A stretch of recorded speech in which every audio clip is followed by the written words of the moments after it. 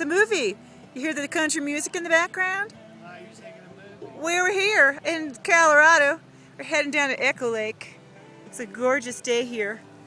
We were told it was going to snow, but there's just a little snow here in the mountains. And we're just loving it, loving it. Look at them people coming up that hill. Oh yeah. Look at that sun. Some people went gold mining. Train down there. See how they're doing down there. They make it.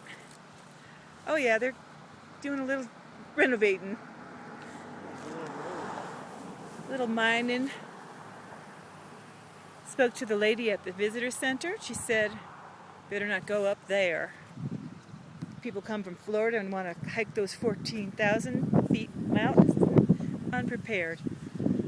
You need every kind of gear to get through that day. Plus you need all day. Talk to you later.